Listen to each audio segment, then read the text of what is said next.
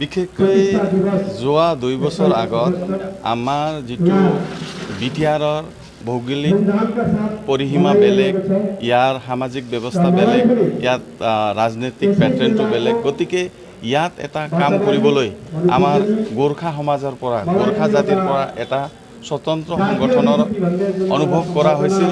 গতিকে আমি বুদ্ধিজীৱীসকল তাত মানে সংগঠিত হৈ এটা সংগঠন আমি ইয়াত নিৰ্মাণ কৰিছোঁ।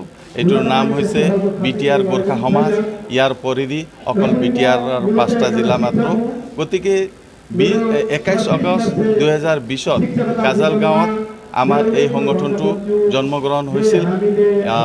সেই গঠন হোৱাৰ পৰাই গোৰ্খা জাতিৰ হকে, গোৰ্খা সমাজৰ হকে এই সংগঠনে নিৰন্তৰ ৰূপে কাম কৰি আছে।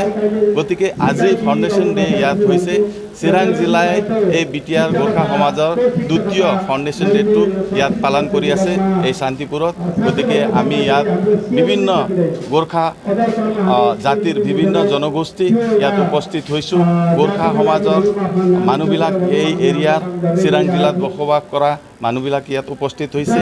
আৰু ইয়াত আমাৰ গোৰ্খা জাতিৰ কাৰণে এই জিলাত বসবাস কৰা আমাৰ বুদ্ধিজীৱী, আমাৰ সাহিত্যিক, সাংগঠনিক ব্যক্তিসকলে গোৰ্খা জাতিৰ হকে যি কাম কৰিছিল, তেখেতসকলক বিটিআৰ গোৰ্খা সমাজে আজি সম্বৰ্ধনা বা অভিনন্দনো জ্ঞাপন কৰিছে।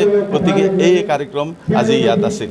এই সংগঠনৰ মেইন কথা দাবী আছিল আগতে যিটো আমি তেনেকৈ জাতীয় মুদ্দা, জাতীয় মানে ডিমাণ্ডবিলাক আমি দাবী কৰিছিলোঁ। তাত আছিল, ফাৰ্ষ্টত আছিল আমাৰ যিহেতু ইয়াত বিটিআৰত 5টা জিলাত গোৰ্খা জনগোষ্ঠীৰ মানুহ আছে।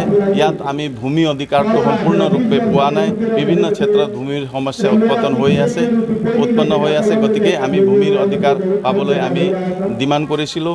আমাৰ ইয়াত 5টা জিলাতে বহু সংখ্যক গোৰ্খা মানুহ আছে, খিলঞ্জীয়া গোৰ্খা মানুহ আছে।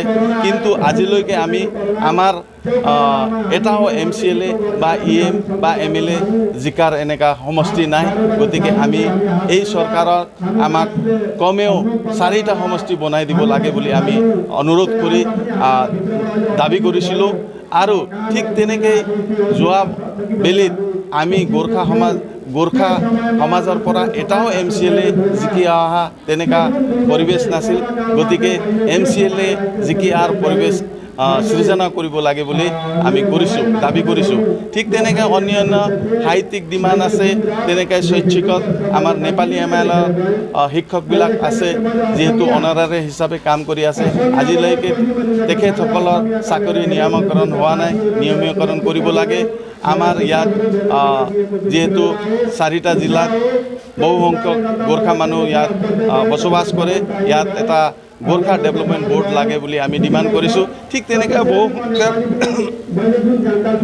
কিবা সমস্যাবিলাক লৈ আমি 13টা চুক্তি বা দাবী কৰি এটা চুক্তি পত্ৰত স্বাক্ষৰ কৰি এই মানে আজিৰ চৰকাৰক আমি সমৰ্থন কৰি আছোঁ। গতিকে এই সমৰ্থনটো আমাৰ নিৰন্তৰ 5 বছৰলৈকে থাকিব।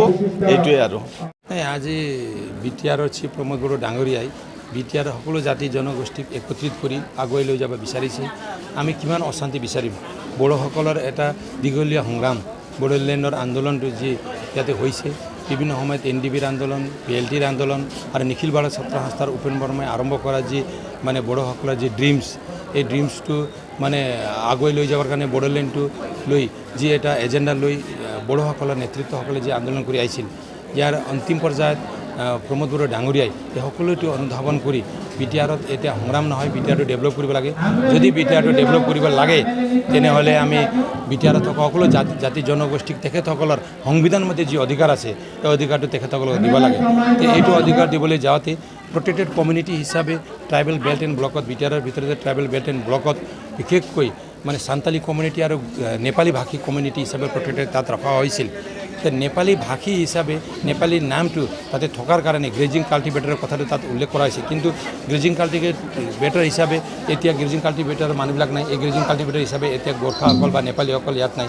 তেখেতসকলে এতিয়া মানে সকলোৱে শিক্ষা দীক্ষা লৈ কোনোবাই চাকৰি বাকৰি কৰি এতিয়া মানে গৌপালক বা কৃষক হিচাপে নাই গোৰ্খা সংগঠনসকলে এটাই বিচাৰিছে গোৰ্খা নাম হিচাপে তাতে থাকক তে গোৰ্খা নাম হিচাপে থাকাত প্ৰমোদ বড়ো ডাঙৰীয়া আপত্তি নাই তেখেতে এটা এনঅ'চি দিছে আৰু অসম চৰকাৰেও কেবিনেটৰ সিদ্ধান্ত লৈ বিটিআৰত থকা নেপালী নামটো সলাই গোৰ্খা নাম হিচাপে তাতে ৰখাইছে আৰু belt and block protected community হিচাপে মানে গোৰ্খাসকলে যি অধিকাৰটো সাংবিধানিক অধিকাৰটো যি আগত আছিল এইটো আগন্তুক দিনত পাব বুলি এটা জাষ্ট এইটো এটা এমেণ্ডমেণ্ট কৰা হৈছে বাকী একো নহয় তো ইয়াত বহুতে ভুলো বুজে কেতিয়াবা ট্ৰাইবেল সংগঠনবিলাকে ভুলো বুজে কিন্তু এইদৰে নহয় আমি এটাই কথা কৈছোঁ ট্ৰাইবেলসকলৰ যি সপোন আৰু বিশেষকৈ বড়োসকলৰ যি সংগ্ৰাম এই সংগ্ৰামত গোৰ্খাসকলে আজিৰ পৰা সমৰ্থন দিয়া নহয় উপেন বৰ্মাৰ আৰম্ভৰ পৰাই ইউএন ব্ৰহ্ম বড়োফা যাক বড়ো মানে ফাদাৰ অফ বড়োজ বুলি আজি বড়োসকলে জানে বা তেখেতসকলে তেখেতক সন্মান দিয়ে তেখেতক বড়োফাৰ বা নেতৃত্বত যি আন্দোলনটো আৰম্ভ হৈছিল সেই সময়ৰ পৰাই গোৰ্খাসকলে তেখেতসকলক বা বড়ো জনগোষ্ঠীক সমৰ্থন দিয়াইছে NDB আন্দোলনতো সমৰ্থন দিছে BLT সকলকো সমৰ্থন দিছে আজি নিখিল বড়ো ছাত্ৰ সংগঠনৰ লগতো আমাৰ বিটিআৰ গোৰ্খা সমাজে হওক বা আমাৰ আকচুই হওক সকলোৱে তেখেতৰ লগত মিলি কাম কৰি আছে তো ইয়াত মই ভাবোঁ আগন্তুক দিনত বিটিআৰৰ যি প্ৰমোদ বড়ো ডাঙৰীয়াই বিটিআৰত থকা যি 23টা জাতি জনগোষ্ঠী সকলোকে একেলগে লৈ বিটিআৰটো এটা মানে বেলেগ ধৰণৰ বিটিআৰ শান্তিৰ বিটিআৰ এটা মানে সমৃদ্ধিৰ বিটিআৰ আৰু এটা ডেভেলপমেণ্টৰ বিটিআৰ এইটো যি লৈ মানে এইটো এটা যি শ্লোগানটো লৈ প্ৰমোদ বড়ো যে ডাঙৰীয়া আগবাঢ়ি আছে এইটো তেখেতৰ যি সপোনটো আগন্তুক দিনত নিশ্চয় এইটো বাস্তৱত পৰিণত হ'ব বুলি মই ভাবোঁ